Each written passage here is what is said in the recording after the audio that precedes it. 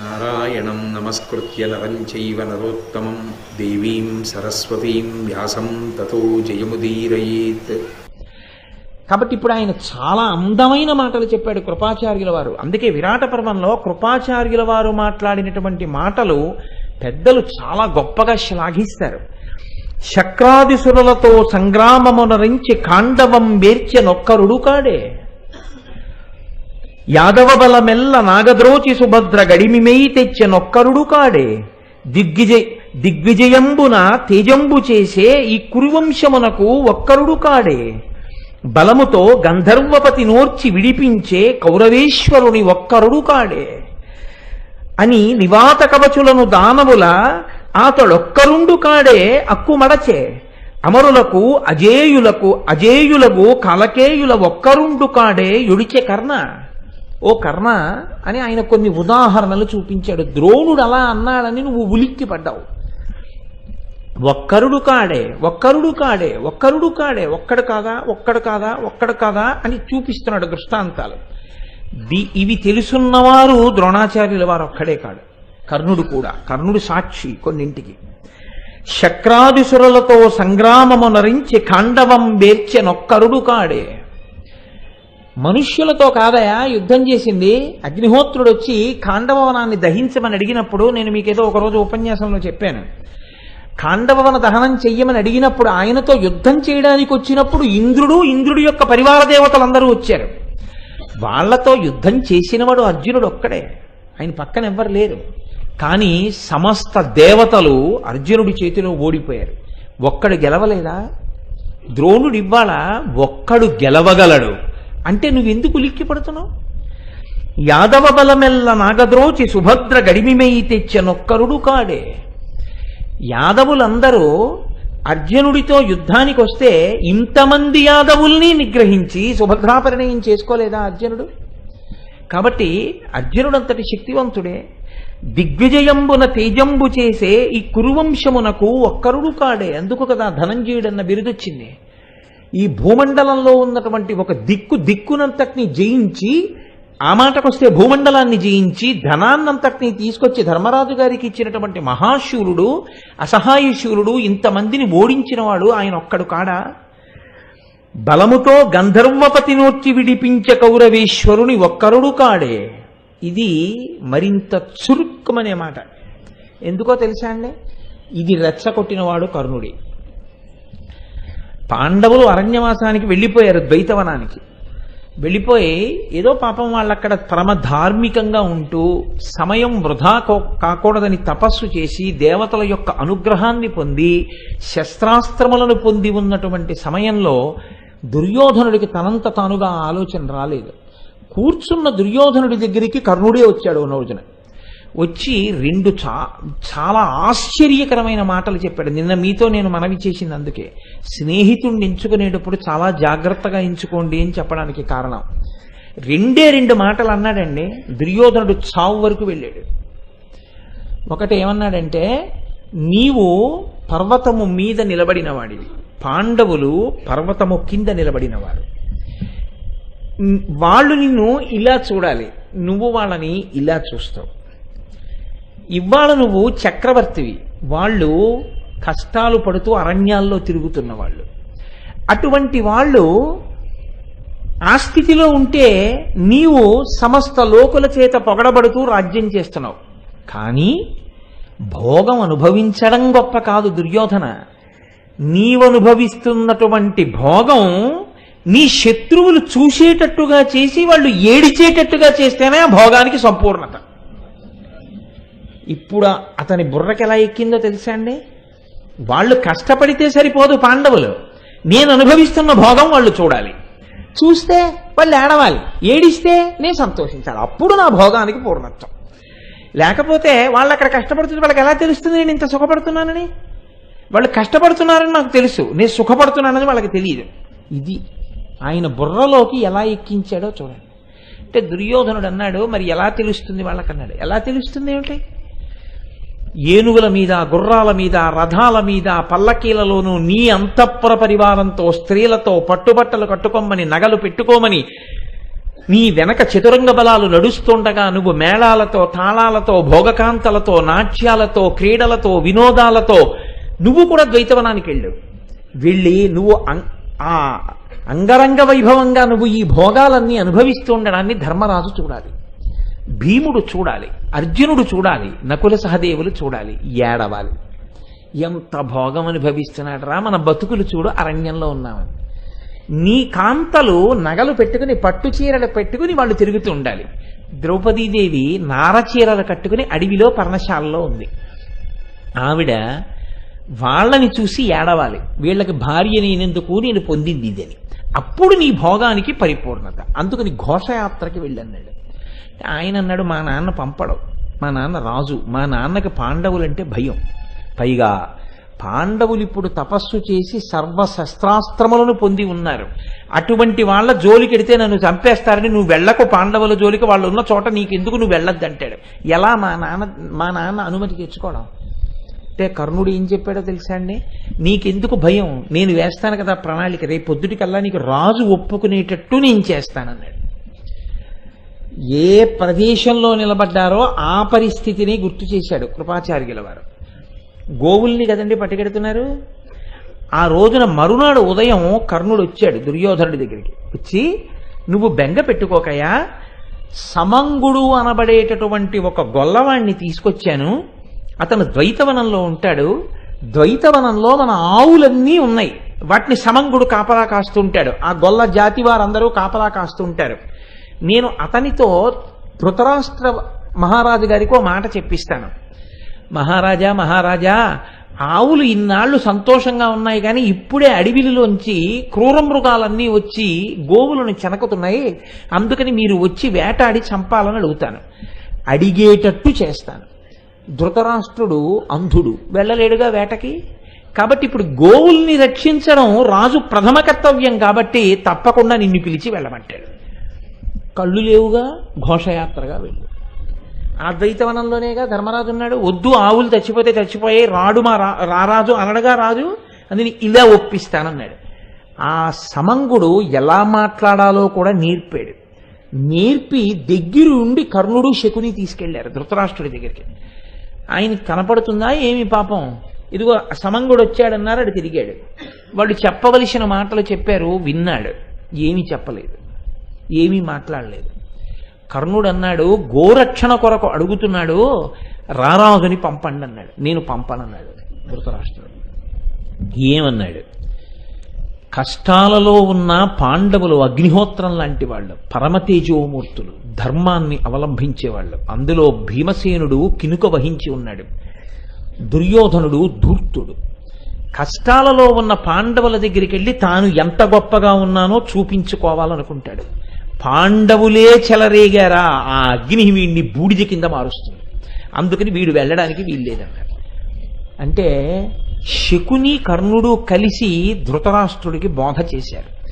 ఆవుల్ని రక్షించడానికి వెళ్ళడానికి పాండవుల్ని అసలు దుర్యోధనుడు చూడడానికి సంబంధం ఏమైనా ఉందా? ఆవుల్ని రక్షించడం అంటే ఏం చేయాలి? క్రూర మృగాల్ని వేటాడడానికి వెడతాడు. క్రూర మృగాలను ఎక్కడ వేటాడతారు? బాగా దట్టంగా ఉన్న అడవిలోకి వెళ్ళి వేటాడతారు. ధర్మరాజు ఎక్కడ ఉన్నాడు? ఒక సరోవరం ఒడ్డున ఆశ్రమం కట్టుకుని ఉన్నాడు. ధర్మరాజు దుర్యోధనుడు ఎందుకు ఎదురుపడతారు? అసలు అలా ఇతను ఎందుకు ప్రవర్తిస్తాడు? ఇతని పని ఏమిటి? గోరక్షణార్థము క్రూర మృగముల్ని వేటాడి వెనక్కి వచ్చాడు.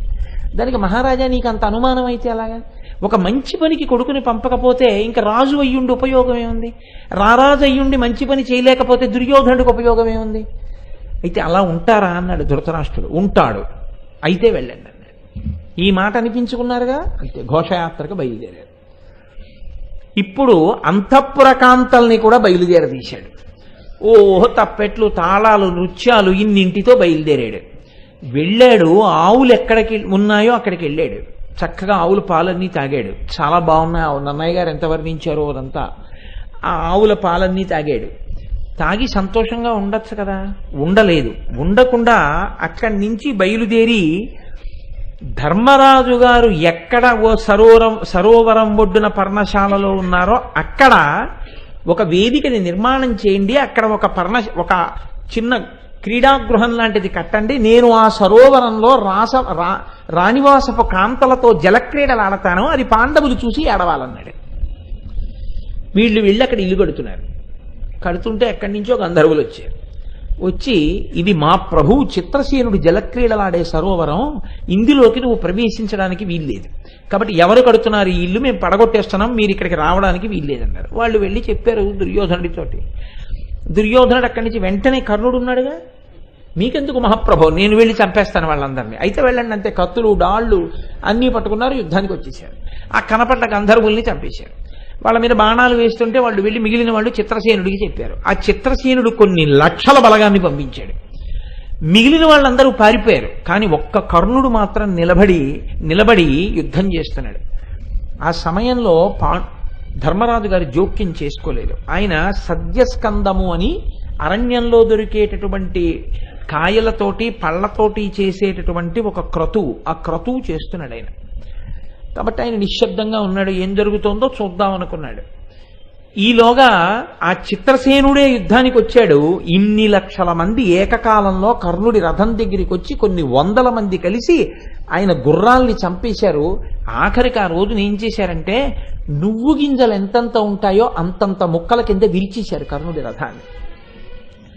విరిచి యుద్ధానికి వచ్చినటువంటి దుర్యోధనుడి యొక్క పెడరెక్కలు విరిచి అతని అంతఃపురకాంతాల్ని కూడా బందీకృతుల్ని చేసి రథాల మీద కూర్చోబెట్టి తీసుకుపోయారు. కర్ణుడు ఒక పక్క దుర్యోధనుడిని ఎత్తుకుపోతుంటే సిగ్గు లేకుండా ధనస్సు మూపును తగిలించుకుని ఆ బాణతూణీరాన్ని వీపు కట్టుకుని పరిగెత్తుకుంటూ పారిపోయి వికర్ణుడి రథం ఎక్కి పారిపోయాడు. ఎవరు ఘోషయాత్రకు వెళ్ళమని చెప్పాడో వాడు పారిపోయాడు. ఎవడు ఈ మాటలు నమ్మి వచ్చాడో వాడిని తీసుకుపోతున్నారు. ఎక్కడ వరకు తీసుకుపోయారప్పటికీ గంధమాదన పర్వతం దాకా తీసుకుపోయారు. పరమపర్వతమైన కులపర్వతాల్లో గంధమాదన పర్వతం ఒకటి. ఆ గంధమాదన పర్వతం వరకు తీసుకెళ్లి వాడిని స్వర్గలోకానికి తీసుకుపోతున్నారు. తన బిడ్డ అయినటువంటి అర్జునుడు ధార్మికులైన పాండవులు ఉన్న చోటికి అపహాస్యం చేయడానికి బయలుదేరి వస్తున్నాడు. కాబట్టి దుర్యోధనాదుల్ని పట్టి తీసుకురమ్మని ఇంద్రుడు గంధర్వుల్ని పంపించాడు. ఆ చిత్రసేనుడు అందుకు వచ్చాడు. ఇప్పుడు ధర్మరాజు గారు అన్నారు, మనలో మనకి గొడవ వస్తే మనం 5గురం, వాళ్ళు 100 మంది. మన మీదకి కానీ కౌరవుల మీదకి కానీ పరాయివాడు వస్తే మనం 105 మంది. జ్ఞాతులైన వాళ్ళు, అన్నదమ్ములైన వాళ్ళు ఎన్నడూ వీధిన పడి కొట్టుకోకూడదు. జ్ఞాతి అంటే వంశంలో ఉన్నవాడు అంటే అంత ప్రేమగా ఉండాలి, అలా రక్షించుకోవాలి. బయట వాళ్ళ దగ్గర ఎప్పుడు జ్ఞాతులు ఒకరినొకరు బలహీనం చేసుకోకూడదు. భీముడు ఒప్పుకోలేదు. కాగల కార్యం గంధర్వులు తీర్చారంటారు, అదే సామెత భారతంలోంచే వచ్చింది. మనం చేయలేని పని అన్నయ్య వాళ్ళు చేశారు, ఇంకా ఎందుకు అన్నయ్య జోక్యం చేసుకోవడం, నువ్వు అన్నీ ఇలాగే చెప్తావు, మేము వెళ్ళమన్నాడు. అంటే వీల్లేదు, నేను నా శాసనం, వెళ్ళి విడిపించి తీసుకురండి అన్నాడు. అప్పుడు భీమార్జునులు నకులు సహదేవులు వెళ్ళారు. వెళ్ళి చిత్రసేనుణ్ణి ఓడించి ఏమి గొప్ప యుద్ధం చేశాడో అర్జునుడు ఆ రోజున. యుద్ధంలో చిత్రసేనుణ్ణి ఒప్పించి మళ్ళీ రథం మీద తీసుకొచ్చారు దుర్యోధనుణ్ణి. అప్పుడు ధర్మరాజు గారి కాళ్ళ దగ్గర తలపెట్టి నమస్కారం చేసి నిలబడ్డాడు. నిలబడితే ధర్మరాజు గారు ఆ రోజున చెప్పాడు, దేశకాలాదులను ఎరుగకుండా అత్యుత్సాహంతో అతి సాహసపు పనులు ఎన్నడూ చెయ్యకు. ఈసారి చేస్తే చేసావు, ఇప్పటికైనా బుద్ధి తెచ్చుకుని రాజ్యపాలన చేసుకో, సంతోషంగా వెళ్ళు అన్నాడు. అంటే అప్పుడు గంధర్వుల దగ్గర అర్జునుడు విడిపించిన తన వాళ్ళని తీసుకుని సిగ్గుతో వెళ్ళి ప్రాయోపవేశం చేస్తానన్నాడు. దుశ్శాసనుడు ఊరుకోబెట్టాడు, వేరు విషయం అనుకోండి. అది ఇప్పుడు కృపాచార్యుల వారు చెప్తున్నారు. ఏమయ్యా, ఆ రోజున అర్జునుడు ఒక్కడు కాదా, లక్షల మంది గంధర్వుల్ని తెగటార్చి ఓడించి దుర్యోధనుణ్ణి విడిపించినవాడు, ఇంకా వేరే చెప్పాలా, నువ్వు పారిపోయావుగా అని. ఇప్పుడు నేను చంపుతానంటావేంటి అర్జునుణ్ణి, నేను ఓడిస్తానంటావేంటి? మరి ఆ రోజున గంధర్వుల్నే ఓడించలేకపోయావు. ఎవరు, నువ్వు ఒక్కడివి కాదు, కౌరవ సైన్యం అంతా కలిపి ఓడించలేకపోయింది. అటువంటి దాన్ని అర్జునుడు ఒక్కడే భీమసేనుడితో కలిసి ఓడించాడు.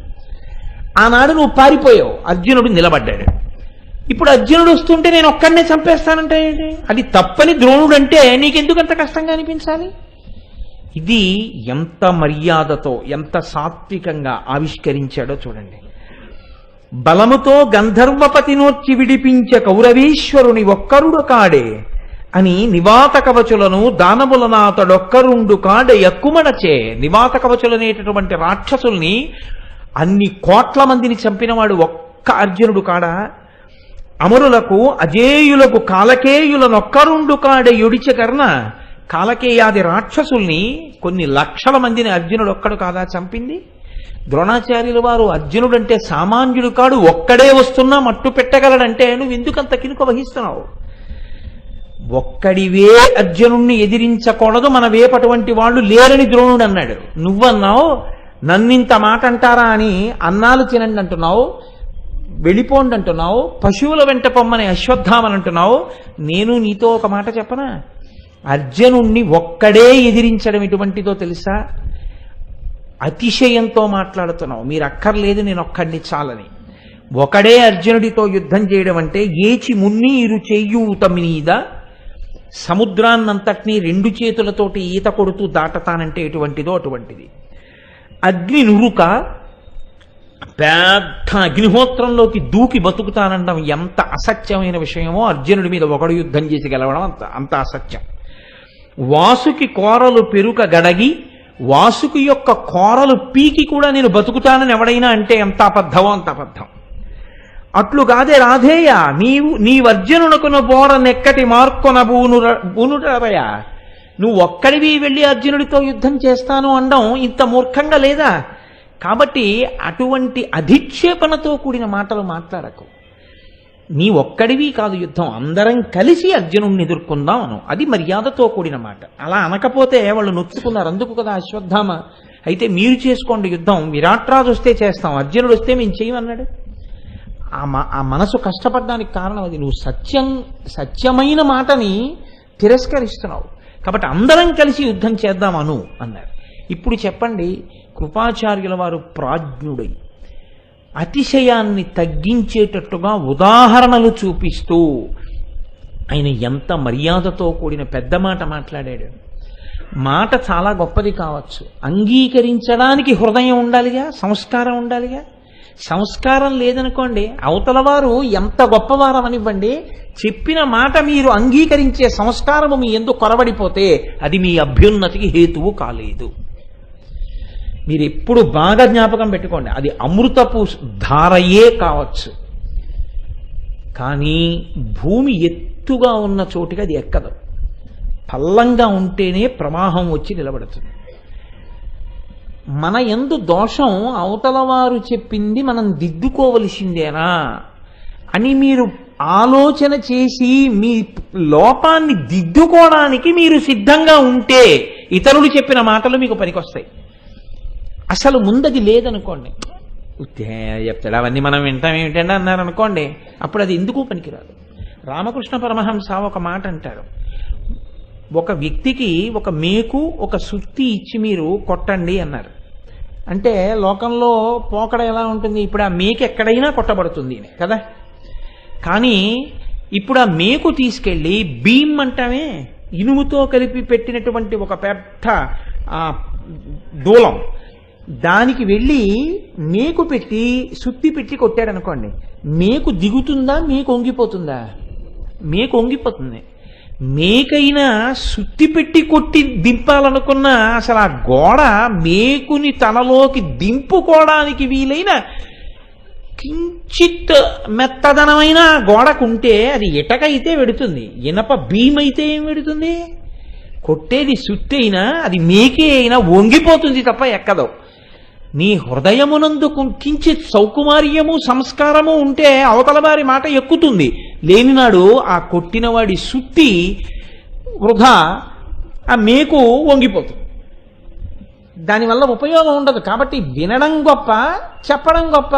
అంటే చెప్పడం వల్ల ఉపయోగం ఉండదు, వినడానికి తగిన సంస్కారం ఉంటే ఉపయోగపడతాయి మాటలు. విని మార్చుకోవడానికి సంస్కారం నీ ఎందు లేకపోతే ఎన్ని వినడం వల్ల ఉపయోగం ఉంటుంది? బొగ్గు తీసుకొచ్చి మీరు పాలతో కడిగారనుకోండి, ఏమిటి ఉపయోగం?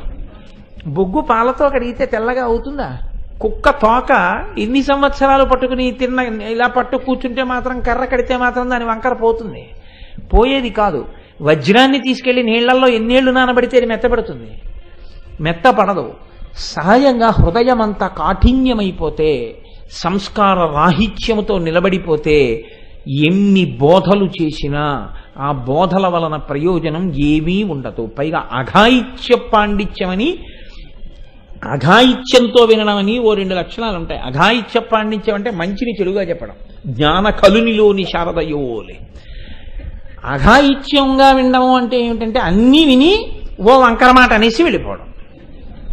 అంటే వింటాడు, చక్కగా వింటాడు, అన్నీ విని ఆఖరికి ఎంత గొప్పగా మాట్లాడతాడంటే ఒక్క వంకర మాట మాట్లాడతాడు. ఈ వంకర మాటకి అవతల వాడికి కొంచెం ఓర్పు తక్కువైతే శాపవాక్కి ఇవ్వాలి. అవతలవాడు కొంచెం ఓర్పు ఉన్నవాడైతే అమ్మ బాబోయ్ వీడు ఎలా బాగుపడతాడనుకోవాలి. ఇప్పుడు మీరు ఆ స్థాయిలో చూడండి, కర్ణుడు ఏమంటాడా? ఇప్పుడు నిజమే, సరే అలా వదిలిపెట్టేయండి అన్నాడు అనుకోండి, చాలా గొప్ప సంస్కారవంతుడనే మీరు చెప్పవలసి ఉంటుంది. అందుకే నేను అన్నా కర్ణుడు గొప్ప దాత కావచ్చు.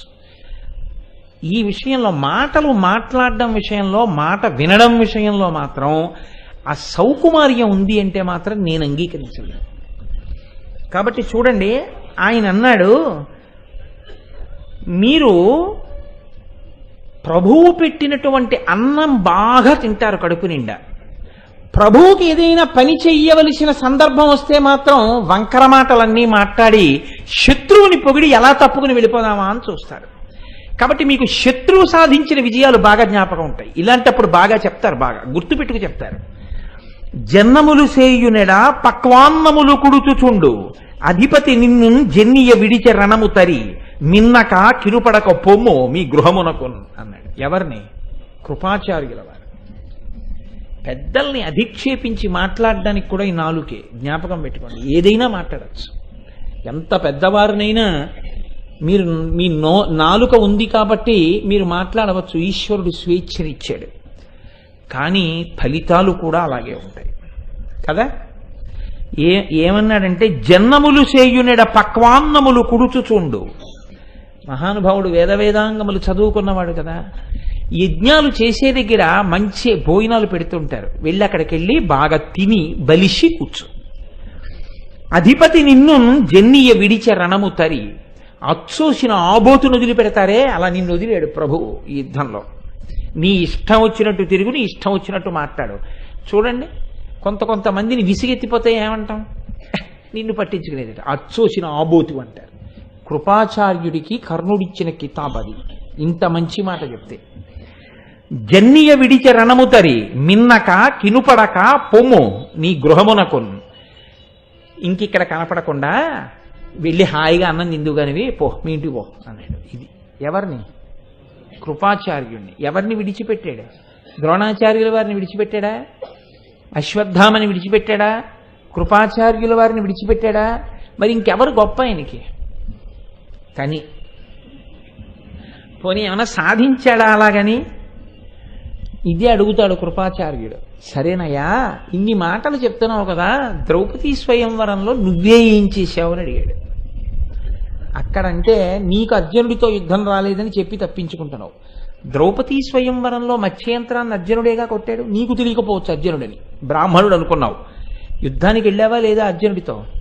అర్జునుడితో యుద్ధం నీకు వచ్చినప్పుడు ఆయన బాణాలతో నిన్ను కప్పేస్తే, నాతో యుద్ధం ఇలా చెయ్యాలంటే ఇద్దరే చెయ్యాలి, పరశురాముడు చెయ్యాలి, అర్జునుడు చెయ్యాలి, నువ్వెవరు బ్రాహ్మణుడు అయ్యుండి ఇలా చేస్తున్నావని అడిగావా లేదా ఆ రోజున? అడిగి అర్జునుడితో యుద్ధం చెయ్యలేక యుద్ధభూమి విడిచిపెట్టి వెళ్ళిపోయావా లేదా ఆ రోజున? ఆ రోజున చెయ్యలేని యుద్ధం ఈ రోజున ఎలా చేద్దాం అనుకుంటున్నావు? అప్పటికీ ఇప్పటికీ నీలో అధర్మం పెరిగింది, అప్పటికీ ఇప్పటికీ ఆయనలో తపస్సు ఈశ్వర అనుగ్రహం పెరిగింది. నీవు మాట్లాడే తీరు కరుకెక్కుతోంది, పెద్దల్ని అధిక్షేపించడం ఎక్కువ అవుతోంది. ఎలా తలపడదాం అనుకుంటున్నావు? నువ్వా మారవలసింది అర్జునుడా? ఎందుకు ఇలా మాట్లాడుతున్నావు అని అడిగాడు. వింటాడా? పో నీ ఇంటికి పో, అచ్చోచి రాబోతు అన్నాడు. బాగా జ్ఞాపకం పెట్టుకోండి, భారతాన్ని భారతంగా వినకండి. ఈ మాట మీరు కూడా ఎప్పుడైనా అనవలసి వస్తే నేను కర్ణుడిగా మాట్లాడను అని గుర్తుపెట్టుకోండి. అలా నేను మాట్లాడను, నాకు సాధ్యం కాదు, నేను అలా అనను. క్యారెక్టర్ ఎసిసినేషన్ అంటారు ఇంగ్లీష్లో. నా శీలాన్ని నేను చంపుకోలేను. నా మాటకు ఒక గౌరవం ఉంది, నా మాటకు ఒక విలువ ఉంది. కాబట్టి నేను మాట్లాడితే అలాగే ఉంటుంది, అంతే. గౌరవంగా మాట్లాడతాను. నేను మాట్లాడితే ఆ గాంభీర్యంతో మాట్లాడతాను. లేకి మాటలు, అర్థం లేని మాటలు నేను మాట్లాడను అని మిమ్మల్ని మీరు దిద్దుకోవడానికి మహాభారతం ఉపయోగపడాలి. కర్ణుడి తప్పించడానికి మహాభారతం పనికొస్తే కర్ణుడి దానశీలత కూడా నేర్చుకుని విమర్శిస్తే బాగుంటుందేమో. అప్పుడు మనం సహజ కవచ కుండలాలు కోసి ఇవ్వలేక్కర్లేదు. మన పిఎఫ్ రాసి ఇచ్చేయమంటే రాసి ఇవ్వలేని వాళ్ళం కర్ణుడిని విమర్శించడానికి సరిపోం కదా. కాబట్టి కర్ణుడు చేసిన తప్పు మనం చెయ్యొద్దనుకుంటే ఆ మాట బాగుంటుందని నేను అనుకుంటున్నాను. కాబట్టి చూడండి, ఇది మహాభారతం మనకి నేర్పుతుంది. ఇంతకన్నా మనుష్య జన్మకి ఏ ప్రయోజనం కావాలండి భారతం వల్ల? ఈ దోషాన్ని తొలగించి మనిషిగా బ్రతికి పెద్దలను గౌరవించి మాట్లాడడం నేర్చుకుంటే లోకమంతా ఎంత సంతోషంగా ఉంటుంది. మాటల వల్లనే కదండి ఎన్ని మాటలు, ఎన్ని అక్కర్లేని మాటలు మాట్లాడతారో, ఎంత అధిక్షేపించి మాట్లాడతారో. మీకు నేను ఇవాళ మీతో ఒక యథార్థం చెప్తున్నాను. ఇవాళ లోకంలో కొన్ని పడిగట్టు పదాలు ప్రచారంలో ఉన్నాయి. మీకు యువతరంలో బాగా కనపడతాయి. నాకేం భయం లేదు, నేను ఉన్నట్టు చెప్తాను. ఎవరు కనిపెట్టారో కానీ రాక్షసాంశతో ఆనాడు ఎవరెవరు ఏం మాట్లాడారో పద్యాల రూపంలో అవి చిన్న చిన్న మాటలై వచ్చాయి. ఇవాళ మీరు చూడండి, నా మాట నేనే విన్ను, అదొకటి కొంతకాలం ప్రచారంలో ఉంది ఈ లోకంలో కదా. అలాగే అంత ఎక్కువ చేయకండి. పెద్దలు ఏదైనా మాట్లాడారనుకోండి, మీరు అంత ఎక్కువ చేయకండి. అంత ఎక్కువ చేయకండి అంటే నువ్వు అంతటి వాడివి కావు, అంత ఎక్కువగా భావించుకుని మాట్లాడకు. ఇవి కర్ణుడి మాటలు, ఇవి దుశ్శాసనుడి మాటలు, ఇవి దుర్యోధనుడి మాటలు కావా? ఇవి యువతరం యొక్క రక్తంలోకి ఎక్కించి మహాభారతానికి వారసులుగా బతకవలసిన జాతిని నాశనం చేయడం, సంస్కృతిని హత్య చేయడం కాదా? ఖచ్చితంగా నేరమే. మాట విలువ, మాట గౌరవం తెలుసుకుంటే ఒక పాత్రకి మాట రాసేటప్పుడు కూడా జాగ్రత్తగా ఉండాలి కదా. నేను అలాగే చెప్పగలను అంతే. కాబట్టి ఇప్పుడు భీష్ముడు జోక్యం చేసుకున్నాడు. భీష్ముడే. మనం అందరం ఏం ఊహిస్తాం? ఊహించడం ఏమిటంటే పరమసత్యం. యుగాలే మారిపోయినా ఆయనకి తర్పణ ఇస్తాం. అంతటి మహాపురుషుడు భీష్ముడు. అక్కడ యుద్ధభూమిలో కాదు, అర్జునుడు వచ్చినా నమస్కార బాణం వేయవలసిందే. అర్జునుడు ఏమిటి? కృష్ణ పరమాత్మ అంతటి వారు కూడా ఒక మాట అన్నారు, ఈయనే శరీరం విడిచిపెట్టేస్తే ఇక ఈయనలా లోకానికి చెప్పగలిగిన వాడు లేడు. ఆయన శరీరంతో పాటే చెప్పగలిగిన ఆ సమర్థత కూడా వెళ్ళిపోతుంది. ఒక్కసారి ఆచార్యుడైన వాడు, గురువు, ఆచార్యుడంటే నా ఉద్దేశం గురువు అని, ఆచరించి మాట్లాడేవాడు, మాట్లాడినది ఆచరించేవాడని. కాబట్టి గురువు శరీరాన్ని వదిలేశాడు అనుకోండి, గురువుకి ఏమైనా లోట లేదు. ఎందుకనంటే భీష్ముడు అంపశయ్య మీద పడుకుంటే అర్జునుడు వచ్చి తాత గంధపు చెక్కలు, నీతికొండలు, బ్రాహ్మలు వచ్చేశారన్నాడు. దేనికి? అది ఏమైనా అన్నమా వడ్డించడానికి? నీ దేహాన్ని కాల్చడానికి తీసుకొచ్చేసామన్నాడు. ఎప్పుడు? శరీరంలో ప్రాణం ఉండగా. చాలా సంతోషం రా నాయన, మాఘమాసం శుక్లపక్షం వచ్చింది, ఉత్తరాయణం, వదిలిపెడతానన్నాను కదా, ఈ శరీరాన్ని వదిలిపెట్టేస్తాను. ఎంత మంచి మనవడివిరా, ఈ శరీరానికి అంత్యేష్టి చెయ్యాలని, దీనికంటూ కొడుకులు లేరని, దీనిని కాల్చడం కోసం బాధ్యత ఎత్తుకుని వచ్చావా నాన్న? అలాగే విడిచిపెడుతున్నానని ప్రాణాలని ఆశ లేకుండా బొటనవేలు నుంచి వెనక్కి లాగుతూ కృష్ణ పరమాత్మని అడిగి, అయ్యా ఈ వెళ్ళిపోతాను ఇంక ఈ శరీరంలోంచి, నన్ను అనుగ్రహించండి అని అడిగి వెనక్కి లాగి, ధర్మరాజు మాటలు వినండి, చక్కగా బతకండని చెప్పి శాంతి పర్వం. ఎంత శాంతి పర్వం అండి! మొత్తం శాంతి పర్వం భీష్ముడి మాటలే. వినడానికి యోగ్యుడు ధర్మరాజు ఒక్కడే. ఒక్క ధర్మరాజుకి ఎన్ని చెప్పాడో. శాంతి పర్వం, అనుశాసనిక పర్వం, 2 పర్వాలు మాట్లాడాడు మహానుభావుడు అంపశయ్య మీద పడుకొని. ఎందుకు మాట్లాడాలైనా? నేను మాట్లాడకుండా వెళ్ళిపోతే ఈ లోకానికి ఎలా ప్రవర్తించాలో ఎలా తెలుస్తుంది? కాబట్టి నేను అంపశయ్య మీదే పడుకునున్నా, అంపశయ్య మీద పడుకోవడం అంటే మాటలా అండి? బొటనవేలు ఇలా పెట్టడానికి చోటు లేనట్టు కొట్టారు బాణాలు. దాని మీద పడున్నాడు, శరపంజరం మీద.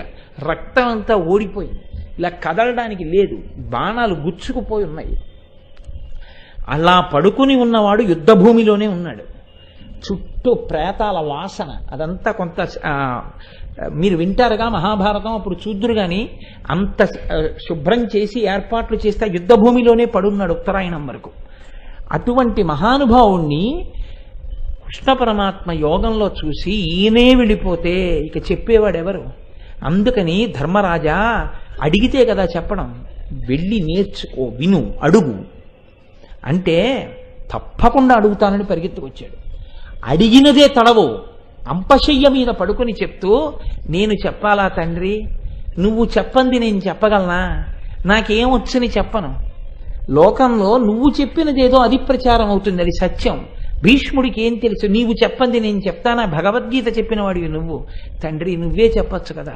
అలిసిపోయాను, అంపశయ్య మీద ఉన్నాను, ప్రాణములా కడగంటిపోతున్నాయి, ఇప్పుడు నేనేం చెప్పనని అడిగాడు. అడిగితే నేను నీకు వరం ఇస్తున్నాను, నీకు దేహబాధ ఉండదు, నీకు స్మృతి చెడదు, నీకు కించిత్ నిప్పి ఉండదు, ఆకలి దప్పులు ఉండవు, మాట్లాడన్నాడు కృష్ణుడు. ఎందుకు ఇవ్వాలంత వరం? 2 కారణాలు చెప్పాడు. ఒకటి, నీ వంటి అనుభవమును గడించి శాస్త్రములను మధించిన మహాత్ముడి శరీరం ఉండగా మాట్లాడింపచేసి వినకపోతే లోకం గుడ్డిదైపోతుంది, మార్గం తెలియదు. 2, నీవు మాట్లాడేది నేను మాట్లాడమా తండ్రి, నువ్వు మాట్లాడంటున్నావు. నీవు మాట్లాడినా నీలోంచి మాట్లాడుతున్నది నేనే. అయితే నేనుగా మాట్లాడకుండా నీలో నుండి ఎందుకు మాట్లాడుతున్నానో తెలుసా? నువ్వు అంతటి ధార్మికుడవు కనుక, అంతటి భక్తి తత్పరుడవు కనుక నీలో నేనుండి నీ ద్వారా మాట్లాడి నీకు కీర్తినిప్పిస్తున్నాను. భీష్ముడైన గొప్పవాడని కాబట్టి నువ్వు మాట్లాడన్నాడు. అంతటి మహాపురుషుడు భీష్ముడంటే. ఇప్పుడు భీష్ముడే తలుచుకుంటే నోర్మొయ్ అనగలడు కర్ణుడిని. అనడం కాదు, ఎడంకాలతో తన్నగలడు. పోతలకి ఏమిటి అధిక్షేపణ, ఎవరు నువ్వు అని అడగగలడు. రాజ్యాన్ని మాట కోసం తృణం కింద విడిచిపెట్టాడు మహానుభావుడు. మనవలు తన కళ్ళ ముందు. అయినా సరే ధర్మానికి కట్టుబడి రథంలో అలా ఉన్నాడు. జుత్తు నిరిసిపోయినా కూడా ఆ ధర్మానికి అలా కట్టుబడిపోయిన మహాపురుషుడు. ఆయన అంటున్నాడు, ద్రోణుడు యథార్థం మాట్లాడాడు, అశ్వత్థామ యథార్థం మాట్లాడాడు, కృపుడు యథార్థం మాట్లాడాడు. ఈ కర్ణుడికి మాట్లాడడం చేత కాదు, ఇతనికి దేశకాలాదులు తెలియవు. భీష్ముణ్ణి అధిక్షేపించాడు కురుక్షేత్రానికి ముందు. ఇతను ఎప్పుడూ యుద్ధోన్మాది, దుర్యోధనుణ్ణి రెచ్చగొడుతూ ఉంటాడు. అరుల గుణములైన అగ్గింతురెప్పుడు కలయబెరిచినప్పుడు కలితనంబు మెరయుదురు మహాత్ములు, ఎరుగడు తుది మొదలు ఎట్టివారినితడు బెట్టు పలుకు అన్నాడు. చచ్చిపోవాలి ఇంకోడైతే, మారాలి కనీసం జీవితంలో. భీష్ముడంతటి వాడన్నాడు, ఎదుటివారు శత్రువులైనా వారిలో ఉన్నటువంటి గుణములను గుర్తించి కీర్తించడం, మెచ్చుకోవడం మహాత్ములైనటువంటి వారికి ఉండే లక్షణం. మహాత్ములు కాబట్టి వాళ్ళు కీర్తించగలిగారు. ఇతనికి లోకంలో మహాత్ముడన్నవాడు ఎవడు లేడు కాబట్టి ఇతను ఎవరినైనా అధిక్షేపిస్తాడన్నాడు. చాలదండి ఆ మాట, మీరు పట్టుకున్నారా బాగా? ద్రోణుడు గుర్తించగలిగాడంటే అర్జునుడి ప్రజ్ఞ. కర్ణుడు కాదు అనవలసింది, ద్రోణుడు అనాలి. వీడెంత నీ నేర్పితే నేర్చుకున్నవాడు అనాలి, అనలేదు.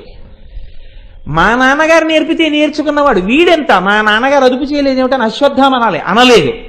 వీడెంత చిన్నప్పుడు బాణం వేయడం నేను నేర్పానని కృపాచార్యుల వారు అనాలి, అనలేదు. మహాత్ములు కాబట్టి శత్రు రూపంలో అర్జునుడు యుద్ధానికి వస్తున్నా కీర్తించారు. అలా అనడానికి అర్హత లేనివాడు. అనగలిగిన మహాత్ములు అనకుండా శత్రువుగా వస్తున్నటువంటి అర్జునులలోని గుణములను పొగడగలిగినటువంటి ఉదాత్త హృదయములను చిన్నవి చేసి మహాత్ముడైన వాణ్ణి గుర్తించడం, గుణములను గుర్తించడం చేతకాని వాడు కనుక అధిక్షేపించి మాట్లాడుతున్నాడు. కర్ణుడికి ఇది లక్షణం అన్నాడు. భీష్ముడంతటి వాడి చేత ఇంత మాట అనిపించుకున్నాడు. ఇప్పుడు మీరు చెప్పండి, పెద్ద సమస్య ఒకటి వచ్చింది ఇప్పుడు ఆ యుద్ధంలో. వచ్చేస్తున్నాడు అర్జునుడు ఒక పక్క నుంచి, దగ్గరికి వచ్చేస్తోంది ఆ తేజస్సు. కౌరవ సైన్యం 2 కింద చీలిపోయింది. ఎందుకని? అశ్వత్థామ ప్రకటించేశాడు, నే చేయను యుద్ధం అన్నాడు. ద్రోణుడు ముఖం వెలవెలబోయి ఉండిపోయాడు. కృపాచార్యుల వారు చెప్పేశారు, నువ్వు తప్పు కర్ణ అని చెప్పేశారు. దుర్యోధనుడు మాట్లాడలేదు. ప్రభువు మాట్లాడలేదు కనుక కినిసి ద్రోణుడు వెళ్ళిపోమన్నాడుగా ద్రోణుడిని. దుర్యోధనుడే చెప్పాడు, నువ్వు వెనక్కి వెళ్ళిపో, యజ్ఞం ఎక్కడ జరుగుతోందో అక్కడికి వెళ్ళి బాగా అన్నం తిను, నీతి కలిపిన అన్నం, నీతి శాస్త్రాలు బోధ చేయి, నేర్చుకో విద్యలు తప్ప నీకు ఇక్కడ పని లేదు, నువ్వేం మాట్లాడక్కర్లేదు, నువ్వు వెళ్ళిపోవచ్చు ఇక్కడి నుంచి అన్నాడు. కాబట్టి ఇప్పుడు ఆ అన్న వెళ్ళలేదు, ద్రోణుడు అక్కడే నిలబడ్డాడు. ఎందుకో తెలుసా అండి, నిన్న మీతోనే చెప్పా, కర్తవ్యం. అన్నాడని వెళ్ళిపోతే చచ్చిపోతాడు. ఏం ఆగుతాడు అర్జునుడి ముందు? ప్రభువుతో వచ్చిన వాణ్ణి ప్రభువు మనసు చిన్నబుచ్చుకుని నన్ను వెళ్ళిపోమ్మన్నా ఓర్చుకుని ప్రభువుని రక్షించుకోవాలి. ఈ కర్తవ్యానికి అక్కడ ఆగిపోయాడు ఆయన. అశ్వత్థామ యువకుడు కాబట్టి ఒక్క మాట జారాడు. అసలు విరాట్ రాజు వస్తే చేస్తాం, అర్జునుడు వస్తే చెయ్యం, మేము పక్కకి తప్పుకుంటాం. శకునితో పాచికలు ఆడించావుగా, తెచ్చుకో అన్నాడు. కృపాచార్యుల వారు ఇంచుమించు తేటతెల్లని చేసేశారు. అయినా ఇప్పుడు కర్ణుడు దుర్యోధనుడు ఎదురుగుండానే కృపాచార్యుల వారిని ఎక్కడ యజ్ఞం జరుగుతోందో అక్కడికి వెళ్ళి అన్నం తిను, నువ్వు అచ్చోసిన ఆబోతు అన్నాడు. కాబట్టి ఇప్పుడు అసమ్మదీయుల యొక్క సంఖ్య పెరిగిపోతోందా? ఇప్పుడు ద్రోణుడు, కృపాచార్యుడు, అశ్వత్థామ వీళ్ళ ముగ్గురు ఎటుంటే నాలుగో వాడు ఎటుండాలి? భీష్ముడు అటే ఉండాలి. కాబట్టి ఇప్పుడు భీష్ముడు, వీళ్ళు నలుగురు కలిసి యుద్ధభూమిలోంచి వైదొలగారనుకోండి, ఇంకా ఎవరైనా ఉంటారు అక్కడని మీరు అనుకుంటున్నారా? కర్ణుడే ఉంటాడు. కర్ణుడే ఉంటే దుర్యోధనుడి ఇంటికి ఎడతాడని మీరు అనుకుంటున్నారా? దుర్యోధనుడికి ఏమైనా అయిపోయిన తర్వాత వాళ్ళు బాధపడితే వాళ్ళ ధర్మం ఏమైపోతుంది? వాడు తెలియనివాడు, నీ తెలిసున్నతనం ఏమైంది? నీ ఓర్పు ఏమైంది? వాడు తెలియని వాడిని లోకమంతటికి తెలుసు, నువ్వు తెలుసున్నవాడని లోకమంతటికి తెలుసు, నీ తెలుసున్నతనం ఏమైపోయినట్టు అని ఎవరైనా అడిగితే ఏం చెప్పాలి? అందుకని వెళ్ళలేదు ద్రోణుడు. ఈ కర్తవ్యం, ఈ ఓర్పు అవమానింపబడినా నిలబడిపోయిన గురువుకి క్షమార్పణ చెప్పాలి దుర్యోధనుడు. అందుకు మాట్లాడటల్లా భీష్ముడు. సంస్కారం ఏమైనా ఉందా? ఏమైనా అంటాడా? కనీసం తాననవలసిన మాట కర్ణుడు ఎవరు అనడానికి? సామంతరాజు. ద్రోణుడు గురువు. ఆయన స్థాయి ఎక్కడ, కర్ణుడి స్థాయి ఎక్కడ? కర్ణుడు ద్రోణుడిని అండమే ప్రభువు ముందు, యుద్ధభూమిలో అంతమంది సైనికుల ముందు కృపాచార్యుల వారిని అండమే. అయినా ఊరుకుంటున్నాడే. ఊరుకుని తన పెద్దరికం పోగొట్టుకున్నాడు దుర్యోధనుడు. క్షమార్పణ చెప్పి నేను నా పెద్దరికం నిలబెట్టుకుంటాను, ప్రభువుని కాపాడుకుంటానని తాను క్షమార్పణ చెప్పుకుంటున్నాను భీష్ముడు. ఎందుకో తెలుసా అండి? మీరు గమనించండి, లోకంలో కొడుకు వీధిని బడి ఎవరినో కొట్టాడు అనుకోండి, తండ్రి లోపల నుంచి పరిగెత్తుకొచ్చి, అయ్యా పెద్దవాణ్ణి క్షమించండి, నేను మీ కాళ్ళు పట్టుకోకూడదు, ఆయుక్షీణం, ఇవి చేతులు కావంటాడు. ఇవి చేతులు కావంటే నేను మీ కాళ్లే పట్టుకున్నంటే, నన్ను చూసి విడిచిపెట్టేయండి మా అబ్బాయిని అంటాడు. తండ్రి ఏమైనా తప్పు చేశాడా? అంటే పెద్దరికం. నేను తండ్రినైనందుకు ఈ కొడుకుని రక్షించుకోవాలి, వీడి అజ్ఞానం నుంచి వీడు పాడైపోకుండా చూడాలి. అందుకని పెద్దరికంతో తాను తప్పు చేయకపోయినా మనసులో కుందిన తాను క్షమార్పణ చెప్పుకుంటాడు. ఇది ప్రేమ, ఇది కర్తవ్యానికి పరాకాష్ట. కాబట్టి ఇప్పుడు భీష్మాచార్యుల వారు అంటున్నారు, క్షమింపవలయు ఒకడెరుగమి ఏమేమన్ననంత కటకటపడి భూరమణుని కార్యస్థితి చిత్తములందెడసేయునట్టి తరమే మీరల్.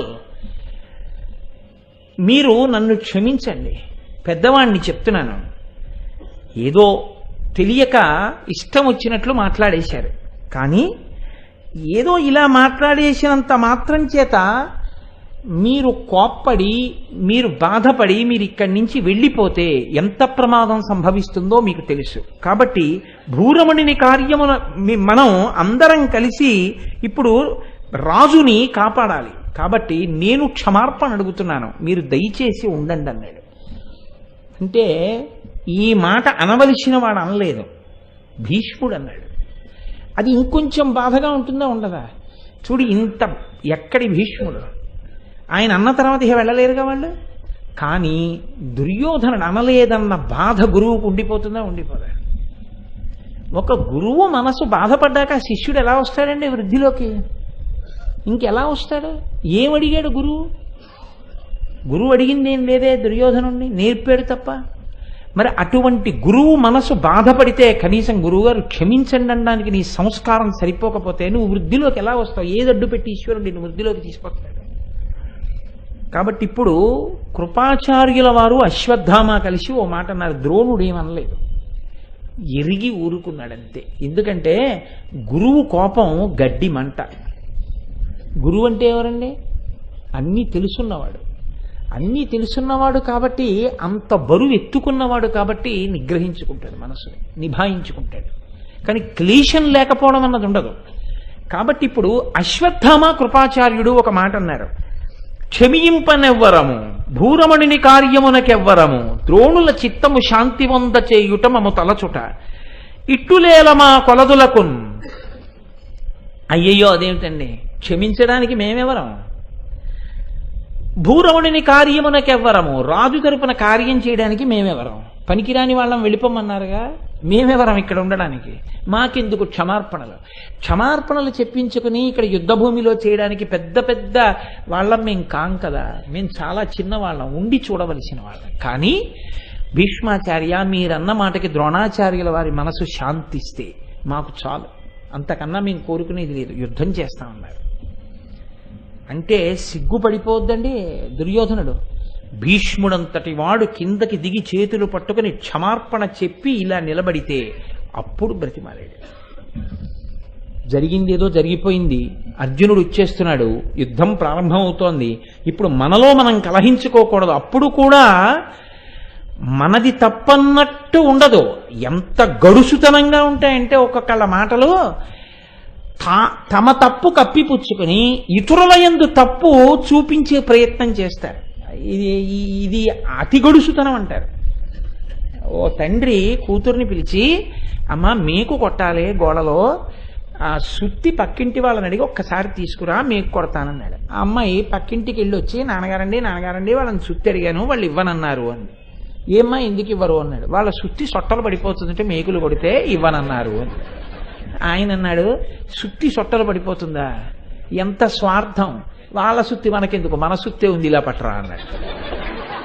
ఇప్పుడు ఈయనది ఎంత స్వార్థం అంటే వాడితే తన సుత్తి పాడైపోతుందని పక్కింటి సుత్తికి పంపించాడు. పైగా తాను సిగ్గుపడాలి, ఇక్కడే ఉందమ్మా సుత్తి, లేతే మరిచిపోయానో ఏదో అనడం కాదు, సుత్తి సొట్టలు పడుతుందా మీకు కొడితే, ఎంత స్వార్థం, మన సుత్తే ఉంది పట్రా అన్నాం. ఇప్పుడు అది మంచితనమా గడుసుతనమా? అది ఎలా ఉంటుందో తరచి చూస్తే తప్ప మంచితనం కాదు, అతి గడుసుతనం అని ఎలా కనపడదో దుర్యోధనుడు బతిమాలడం అలా ఉంటుంది తప్ప, తాను తప్పు తెలుసుకుని నిజంగా బతిమాలితే తన తల ఎక్కడ ఉండాలంటే ద్రోణుడి పాదాల మీద ఉండాలి, అలా పెట్టి బ్రతిమాల లేదు. అప్పటికి కార్యం గట్టెక్కాలి కాబట్టి బతిమాలాడు. అందున భీష్ముడే వచ్చి క్షమార్పణ చెప్పాక తను ఓసారి మమ అనేకపోతే బాగుండదు, అందుకని ఆ మాట అన్నాడు. సరే అయిపోయింది. అయిన తరువాత ద్రోణాచార్యుల వారు మాట అడిగారు. గురువే కదండి, మహానుభావుడు, ప్రాజ్ఞుడు, ఆయన అన్నారు సరే యుద్ధం చేసేద్దాం, అది వేరు విషయం అనుకోండి. దుర్యోధనుడు మిమ్మల్ని ఏదో అడిగాడు యుద్ధానికి ముందు ఇందాక అన్నాడు. ఎందుకని అది చాలా చాలా కీలకమైన విషయం. దుర్యోధనుడు అర్జునుడు వస్తున్నాడేమో అని అనగానే ఓ మాట అన్నాడు, అయితే మళ్ళీ అరణ్యవాసానికి అజ్ఞాతవాసానికి వెళ్ళాలని. ఇప్పుడు కూడా అలాగే అని మేము యుద్ధం చేయక్కర్లేదు, నువ్వే అవుట్ అయిపోయావు, మాకు కనపడిపోయావు ఎదురుగుండాలని, ఏదో పిల్లలు కనబడితే అవుట్ అంటుంటారు దొంగాట్లోను, అలాగా నువ్వు మాకు ఎదురుగుండా వచ్చావు కాబట్టి నువ్వే వెళ్ళిపోవాలని అక్కడ పెద్ద ఓ జట్టి పెట్టుకుని వాగ్వివాదం పెంచుకున్నారు అనుకోండి. లేదు మాది సత్యం అంటే మాది సత్యం అని, అప్పుడు ఏం చేయాలి, ధర్మరాజు గారిని తీసుకురావాలి, అదో పేచీ అవుతుంది. అందుకని గుర్తు చేశాడు, అసలు యుద్ధమా తప్ప, ఏది సత్యం, మిమ్మల్ని ఏదో అడిగాడు దుర్యోధనుడు అన్నాడు. అంటే ఇప్పుడు భీష్ముడు చెప్తున్నాడు, అజ్ఞాతవాసం అయిపోయినట్ట. దుర్యోధనుడు అంటున్నాడు అవలేదంటున్నాడు, భీష్ముడు అంటున్నాడు అయిపోయిందంటున్నాడు. ఎలా అయిపోయింది అజ్ఞాతవాసం? దుర్యోధనుడు కట్టుకున్న లెక్కకు అవలేదు, భీష్ముడు కట్టిన లెక్కకు అయిపోయింది. అజ్ఞాతవాసం అవడం అంటే 12 సంవత్సరములు అనగా 12 నెలలు.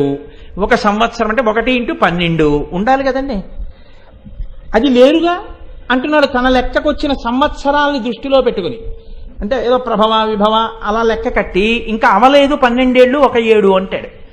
ఇప్పుడు భీష్ముడు చెప్తున్నాడు, 2వ ఏటనొక్కండధిక మాసము ఇట్లెక్కిన ఎన్నెలలెల్ల గూర్చికొన 13 హాయనములు తప్పక నిన్నటితోడని నిండే అంత ఎరిగియు తమ పూన్కి ఎల్లను తీర్చితిమని పొడసూపే అర్జునుడు నేడు. పాండుపుత్రులు ధర్మపరులు ధర్మాత్మజుండు ఏరికధిష్టాత వారు ధర్మపదము తప్పుదురే. అన్ని పాటులట్లు పడినవారలు తరియంగా బరనెత్తురెట్లు తమకించి నీతి విహీన వృత్తి తమకు నొక కీడు వచ్చు విధంబుగాగా.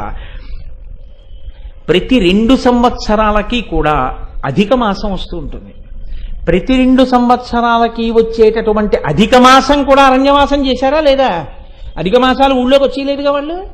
కాబట్టి ప్రతి 2 ఏళ్లకి వచ్చేటటువంటి అధిక మాసాన్ని కూడా లెక్కలోకి తీసుకుని కడితే అయిపోయింది, నిన్నటితోటే పూర్తయిపోయాయి అరణ్యవాసం అజ్ఞాతవాసం. అందుకని పైకొచ్చాడు అర్జునుడు, అమాయకుడై రాలేదు. బాగా గుర్తుపెట్టుకోండి, వీళ్ళందరూ ఎవరి మాట వింటారంటే ధర్మరాజు మాట వింటారు. ధర్మరాజు ప్రాణం పోయినా ధర్మం వదలడు. ధర్మరాజు ధర్మమే వీళ్ళకి ఆయనకి కూడా రక్ష. ధర్మరాజుకి బాగా తెలుసు అరణ్యవాసం అజ్ఞాతవాసం పూర్తయ్యాయని, అందుకే వాళ్ళు పైకొచ్చారు. కాబట్టి ఇప్పుడు తప్పు పట్టడానికి లేదు దుర్యోధన, యుద్ధం చెయ్యడం వినా మార్గం లేదు. ఇప్పుడు అర్జునుడు కనబడినా అర్జునుడుగా వచ్చేశాడు కాబట్టి మళ్ళీ అరణ్యవాసానికి వెళ్ళమని చెప్పే అధికారం నీకు లేదని చెప్పాడు భీష్ముడు. చెప్పి ఏ ఒక్కటి మాత్రం ఉందో చెప్తున్నాడు. ఇది భీష్మాచార్యుల వారి చాతుర్యం అంటే. వచ్చిన వాడు ఫల్గుణుడు అవశ్యము గెల్తు మనంగరాదు. ఈ మాట ఇప్పటికీ లోకంలో సామెత కింద ఉండిపోయింది. పద్యం తిక్కన గారు ఎవరైనా వస్తుంటే ఏంటి ఏదో పని పర్వాలేదు ఆయనతో ఎలాగోలా మాట్లాడి చేయించేద్దాం అనుకున్నారు అనుకోండి, మీరు వెళ్ళేటప్పుడు ఒక పెంకి ఘటం ఉందనుకోండి, అక్కడ అమ్మో ఈయనున్నాడే ఇక్కడ ఎలా అవుతుంది పని, వచ్చేటివాడు ఫల్గుణుడు కాన అవశ్యము గెలుతు మనంగరాదు అంటుంటారు. అంటే భీష్ముడు ఆనాడన్న మాట ఇప్పటికీ లోకంలో సామెతగా ఉండిపోయింది. తిక్కనగారి పద్యంలో పాదం వచ్చినవాడు ఫల్గుణుడు అవశ్యము గెల్తు మనంగరాదు, రా లచ్చికినై పెనంగిన బలంబులు రెండును గెల్వనేర్చునే, హెచ్చకు కుందకున్ తొడరుటెల్ల విధంబుల కూర్చు, అట్లుగా కిచ్చదలంచి యొక్కమెయి నిత్తరి బొందగు చేతయుంతగున్. భీష్ముడు కూడా ఈ మాటే చెప్పాడు. ఇప్పుడు యుద్ధమే మిగిలింది, ఎందుకంటే అజ్ఞాతవాస భంగము లేదు, యుద్ధమే మిగిలింది. కాబట్టి ఒక్కడొస్తున్నాడు కాబట్టి మనం గెలిచేద్దామని చెప్పడం కూడా కుదరదు. ఎందుకు కుదరదంటే వచ్చేడివాడు ఫల్గుణుడు, వస్తున్నవాడు అర్జునుడు. అర్జునుడు వస్తుంటే మనం అందరం గెలుస్తామని చెప్పడం కుదరదు, అటువంటి యుద్ధ ప్రావీణ్యం ఉన్నవాడు. రాలచ్చికినై అంటే రాజ్యలక్ష్మి కోసం రెండు పక్షాలు పెనుగులాడినప్పుడు ఎవరో ఒకరికే దక్కుతుంది ఆ రాజ్యం, రెండో వాళ్ళు ఓడిపోవడం అన్నది ఉంటుందిగా. అలా కాకుండా ఇద్దరూ రాజ్యమే ఏలుకోవాలి అంటే ఒక్కటే మార్గం ఉంది, సంధి. అది నీకు ఇష్టమా అన్నాడు దుర్యోధనుడి వంక తిరిగి. ఎంత చమత్కారంగా అడిగాడో చూడండి. అరణ్యవాసం అజ్ఞాతవాసం పూర్తి చేసి వచ్చారుగా, యుద్ధం చేస్తావా సంధి చేసుకుంటావా? యుద్ధం చేస్తే ఏ ఒక్కరో ఉంటారన్నాడు, నువ్వు ఉండవన్నది సత్యం. ఎందుకంటే వచ్చేడివాడు ఫల్గుణుడు కాబట్టి గెలుతూ మనంగరాదు, గెలవవు కాబట్టి నీకున్నది ఊడిపోతుంది. నీకు ఉండి ఆయనకి ఉండాలంటే యుద్ధం కాదు సంధి చేసుకోవాలి. ఏది చేసుకుంటావు అని అడిగాడు దుర్యోధనుడి వంక తిరిగి. ప్రభువుగా ఓ గౌరవం ఇవ్వాలి. కలిపురుషుడి అంశ, వాడు వింటాడా? వింటే ఇంకే. కాబట్టి ఆయన అన్నాడు, మనకు పాండురాజ తనయ వర్గమునకు ఎట్లు పొందుకలుగో, నేను రాజ్యభాగమీను సమరభంగిక విక్రమ నిరతి పూను, ఇది నిశ్చయము. నేను పాండురాజపుత్రులకి రాజ్యభాగం ఇవ్వను, కాబట్టి యుద్ధం వినా మార్గం లేదు, కాబట్టి పోరుకు సిద్ధపడండి. కాబట్టి ఇప్పుడు పోరు తప్పదు. ఇటువంటి సమయంలో వస్తున్నాడు అర్జునుడు. అర్జునుడు వస్తున్నటువంటి విషయాన్ని వర్ణించారు మహానుభావుడు తిక్కన గారు. ఆ కిరీటం యొక్క కాంతి, ఆ రథచక్రముల నుంచి రేగినటువంటి దుమ్ము మేఘాలై కమ్మేస్తే, ఆ గాంధీవము యొక్క వింటినారిని టంకారం చేస్తే దానిని మించి వచ్చినటువంటి ధనులు పిడుగులు పడినట్టుగా శబ్దం చేస్తుంటే ఆ దేవదత్తాన్ని పూరిస్తూ వస్తున్నాడు. వస్తుంటే ఇది దేవేంద్రుడికి తెలిసింది. తెలిసి ఒక్క అర్జునుడు 13 ఏళ్ల తర్వాత యుద్ధం శత్రువుల మీద, ఇంతమంది కౌరవ సైన్యం ఒక పక్క, కేవలం యుద్ధం చేస్తూ కూర్చుంటే ఆవులు వెళ్ళిపోతాయి హస్తినాపురానికి. ఇప్పుడు ఎలా యుద్ధం చేస్తాడు? యువతల వ్యూహకర్త ద్రోణుడు వెళ్ళి ఆవుల్ని ఇలా తోలుకొచ్చేయడానికి ఆవుల్ని పట్టుకుని దుర్యోధనుడు ఎక్కడో ఉన్నాడు. ముందంతా భీష్మ, ద్రోణ, కృప, అశ్వత్థామలు ఉన్నారు. వీళ్లతో యుద్ధం ఎప్పటికి తెములుతుంది? ఎప్పుడు ఎడతాడు? ఎప్పుడు ఆవులు తెస్తాడు? ఎంత చమత్కారమైన యుద్ధం! ఇంకొక్కడన్నవాడు లేడు, నేను ఒక్కడే చాలంటున్నాడు. గాంధీవం పట్టుకుని వస్తున్నాడు. ఇది చూడవలసిందే, కుర్చీ పట్టుకొచ్చేయండి అన్నాడు. అని అరుదగనిట్టులొక్కనికి అంతబలంబునకున్ మహోగ్ర సంగరమడుగన్ మనం బతుల కౌతుకమైంది, కనుంగొనన్ సురీశ్వరుడు సుదర్శనంబను ప్రశంసకు నిక్కు విమానమెక్కి అంబరగతి వచ్చే దేవముని పంక్తులు సిద్ధ గణంబులు కొల్వగన్. ఆయనతో పాటు దేవగణాలు, ఋషిగణాలు అన్నీ కూడా వచ్చేసాయి. ఆవుల్ని వెనక్కి తిప్పేస్తాట, వీళ్ళందరినీ పడగొట్టేస్తాట, ఒక్కడే యుద్ధం చేస్తాట. తన కొడుకు సంతోషం కాబట్టి రండి రండి గబగబా వెళ్ళాలి మనం అని చెప్పి సుదర్శనం అనేటటువంటి ఒక విమానం వచ్చి ఎక్కి అంబర వీధిలోకి వచ్చి ఆ పైన నిలబడ్డాడు. ఇది రామరావణ యుద్ధాన్ని తలపిస్తుంది. అందుకని సురగణాలన్నీ వచ్చేసాయి, దేవగణాలన్నీ వచ్చేసాయి, ఆయనతో పాటు ఋషులు వచ్చేశారు. ఇప్పుడు స్టేడియం క్రిక్కిరిసిపోయింది, ఆకాశం ఖాళీ లేదు, అంతమంది పైన నిలబడ్డారు. ఆయన దగ్గరకు వస్తున్నాడు. ఇప్పుడు పాండురాజుని విడిచిపెడతారా? ఆయన్ని తీసుకొచ్చారు. స్వర్గమనున్న రాజులు చక్రవర్తులను యథోచిత ఛత్రంబులను నిజార్హ చామరంబులను చెలువొంద చారులీల కొలిచియుండిరి వేట్కలు కొనలు నిడుగా. ఇత పూర్వం గొప్పగా రాజ్యపాలన చేసినటువంటి చక్రవర్తులు, రాజులు వీళ్ళందరూ కూడా స్వర్గలోకవాసం చేస్తున్నారు. యుద్ధభూమిలో మరణించి పుణ్యం చేత స్వర్గలోకవాసంలో ఉన్నారు. ఇంత గొప్ప యుద్ధంట చూద్దాం రండి, వాళ్ళు ఇవన్నీ చేసి వెళ్ళిన వాళ్ళేగా, వాళ్ళకే అదే సరదా. అందుకని వాళ్ళందరికీ ఛత్రచామరాలు పట్టుకున్నారు. వాళ్ళందరూ కూడా వచ్చి నిలబడ్డారు. వెళ్ళిపోయినటువంటి చక్రవర్తులు వాళ్ళందరూ, శరీరాలు వదిలిపెట్టేసిన వాళ్ళందరూ వచ్చి ఆకాశంలో నిలబడ్డారు. వీళ్లతో పాటు పాండుమహీపాలుండా ఖండలు చేరువున పెద్ద గద్దియన అమరీమండలి వీచోపులిటగ నుండి కనుంగునుచు నుండి నుజ్వల భంగిన్. దేవేంద్రుడు అన్నాడు, పాండురాజు కొడుకు కదా మరి అర్జునుడు, అందుకని పాండురాజు గారికి ఇక్కడ ఏడా కుర్చీ నా పక్కన అన్నాడు. ఎందుకని ఇంద్రుడికి ఎదురుకుండా ఎవరు ఉండరుగా. అందుకని పాండురాజు గారికి ఓ పెద్ద ఆసనం వేశారు. దాని మీద పాండురాజు కూర్చున్నాడు. ఆయనకి కూడా చక్కగా చామరాలు వేస్తున్నారు. వేస్తుంటే అక్కడి నుంచి ఇంద్రుడు, పాండురాజు వాళ్ళందరూ ఆ యుద్ధం చూస్తున్నారు. వస్తున్నాడు, ఏం చెయ్యిస్తాడో చూడాలి, ఇప్పుడు ఈ యుద్ధం ఎలా ఉంటుందో చూడాలి. వెంటనే ద్రోణాచార్యుల వారు చూశారు, వ్యూహాన్ని మార్చాడు. దుర్యోధనుడి దగ్గర పావు వంతు సైన్యం ఉండండి, ప్రభువుని రక్షించాలి. ఆ వెనక, ఆ సైన్యం వెనకాతల గోవులన్నింటినీ పెట్టండి. గోవుల వెనక పావు వంతు సైన్యం ఉండాలి. ఆ పావు వంతు సైన్యానికి వెనక అరవంతు సైన్యం ఉండాలి. ఇందులో చతురంగ బలాలు ఉండాలి. చతురంగ బలాలకి ముందు నేను, భీష్ముడు, కర్ణుడు, అశ్వత్థామ, కృపాచార్యుడు, శల్యుడు, వికర్ణుడు, మేమందరం ఉంటాం. ఇప్పుడు గోవుల దగ్గరికి ముందు ప్రభువు రక్షింపబడతాడు. ప్రభువు దగ్గరికి వెళ్ళడం కుదరదు, అసలు అంత ముందుకున్నాడు. అసలు మమ్మల్ని దాటితే కానీ ఆవుల దగ్గరికి వెళ్ళలేడు. మమ్మల్ని దాటాలి. మమ్మల్ని దాటితే సగం సైన్యాన్ని దాటాలి. సగం సైన్యాన్ని దాటితే అప్పుడు ఆవుల్ని రక్షిస్తున్న సైన్యాన్ని కొట్టాలి. కొడితే ఆవుల దగ్గరికి వెళ్ళాలి. ఈలోగా మాతో యుద్ధం జరుగుతుండగానే ఈ సైన్యాన్ని పట్టుకుని దుర్యోధనుడు తీసుకెళ్లిపోతున్నట్టుగా హస్తినాపురానికి వెళ్ళిపోతాడు. కాబట్టి గోవులు వెళ్ళిపోయాయిగా, రాజ్యం నుంచి తరలించి వెళ్ళిపోయారుగా, ఇంకా అర్జునుడి ఖ్యాతే ఉంది. ఎక్కడున్నాడో అక్కడ కర్తవ్యనిష్టే. కాబట్టి వెంటనే వ్యూహాన్ని పన్నాడు ద్రోణుడు. ద్రోణాచార్యుల వారి వ్యూహరచన అంటే మామూలుగా ఉండదండి. యుద్ధం ఒకెత్తు, వ్యూహ రచన, వ్యూహ భేదం ఒకెత్తు. వ్యూహాన్ని భేదించడానికి కూడా అంత అనుభవం ఉండాలి, దీన్ని మించి ఉండాలి. కాబట్టి ఇప్పుడు గబగబా సైన్యం అంతా వ్యూహం కింద విడిపోయి నిలబడ్డారు. ఇప్పుడు అర్జునుడు రాగానే ఎవరు కనపడతారు? భీష్మ ద్రోణాదులు కనపడతారు. గభాలన ధనస్సెట్టి కొట్టడం కుదరదుగా, యుద్ధం చేయలేడుగా. చేయడమే మొదలు పెడితే భీష్ముణ్ణి దాటడమే, ద్రోణుణ్ణి దాటడమే. వాళ్ళిద్దరి తర్వాత కదా ఎవరి పేర్లైనా చెప్తే చెప్పవలసినటువంటి విషయం. కాబట్టి వాళ్ళిద్దరినీ ముందు దాటి వెళ్ళడం ఎలా? ఒకవేళ వెళ్ళినా ఏదో కించిత్ మూర్ఛపోయినా అర్ధచతురంగ బలాల్ని దాటే లోపల మళ్ళీ వీళ్ళు మూర్ఛ దగ్గర మళ్ళీ వస్తారు. ఏం జరుగుతుంది, ఎలా తీసుకొస్తాడు ఆవుల్ని? ఇది అందరికీ కూడా చాలా ఉత్కంఠతో ఉన్న సమస్య అన్నమాట. దీన్ని యథార్థంగా ప్రత్యక్ష ప్రసారం చూడాలి. అందుకని అందరూ ఆకాశంలో నిలబడ్డారు, చక్కగా నిలబడి చూస్తున్నారు ఇప్పుడు ఏం జరుగుతుందని. వచ్చేశాడు మహానుభావుడు ఆయన వస్తూనే అంత దూరం నుంచి చూశాడు ద్రోణుడు పన్నిన వ్యూహాన్ని. ఆ వ్యూహాన్ని చూసి ఉత్తరుడితో చెప్తున్నాడు, ఇది ఒక పెద్ద గట్టి మొన, ఈ మొన ముందట గోగణంబుతో నది ఒక అల్ప సైన్యము, అట ఆతల వేరొక కొంతసేన అల్లదే, ఇటు పంచిపెట్టజను అంతటిలోన వృధాభిమాన దుర్మద బహుభాష అయిన కురురాజటంచనుచున్నవాడుకో. ఓ మా గురువు గారు పన్ని ఉంటారు వ్యూహం. అదిగో ముందంతా భీష్మ ద్రోణాదులు, వెనక సైన్యం, ఆ వెనక సైన్యం, ఆ తర్వాత గోవులు, తర్వాత సైన్యం, తర్వాత దుర్యోధనుడు. ఇంతమంది కనపడుతున్నారు, రాజు కనపడటం లేదు. అంటే రాజు అసలు కనపడకుండా దాచాడు గురువు. దాచి ముందు వీళ్ళందరినీ పెట్టాడు. పెట్టి యుద్ధానికి నన్ను దింపుతున్నారు.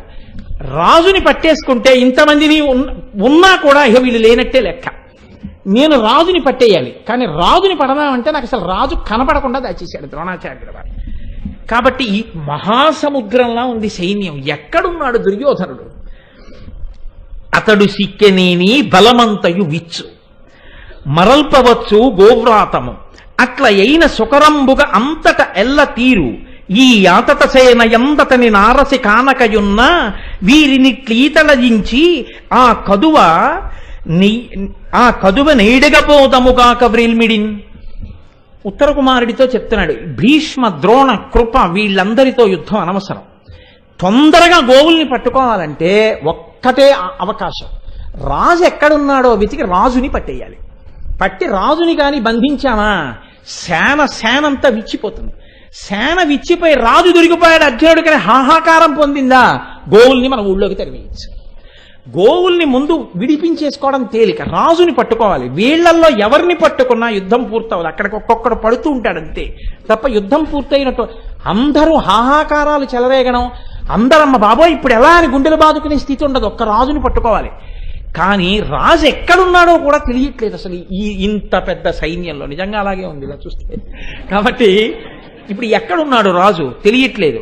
కాబట్టి ఉత్తర కుమార ఒక్కటే ఆలోచన, మనం ఏం చెయ్యాలంటే ఈ ఎదురుగుండా ఉన్నటువంటి భీష్మ ద్రోణ కృపాచార్యుల వారి మించి యుద్ధానికి వెళ్ళకూడదు.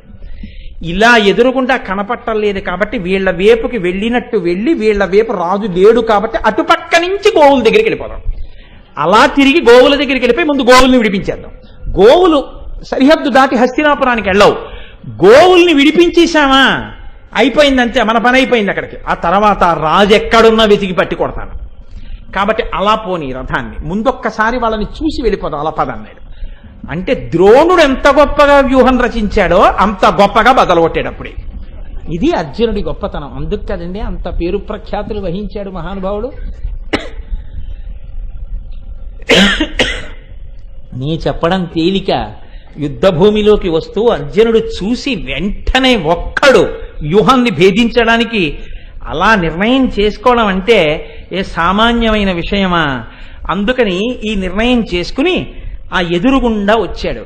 భీష్ముడు, ద్రోణుడు, కృపాచార్యుడు ముగ్గురిని చూశాడు. చూసి ఒక్కసారి రెండు చెవుల పక్క నుంచి దగ్గర నుంచి వెళ్ళేటట్టుగా బాణప్రయోగం చేశాడంటే చాలా కాలానికి చూశాడు కాబట్టి తాతగారు గురువుగారు అని ఇద్దరిని కుశలమా అని ముగ్గురి పాదముల ముందు రెండేసి బాణాలు వేశాడు. అంటే యుద్ధంలో ఉన్నాడు కాబట్టి వీరోచితంగా గురువుల యొక్క పాదములకు భీష్ముడి పాదములకు తల తాటించి నమస్కరించినట్టు. ఇప్పుడు చెప్పండి తేడా ఉందా లేదా? ద్రోణుడు గౌరవించాడంటే, ద్రోణుడు పొంగిపోయాడంటే ఇది కారణం.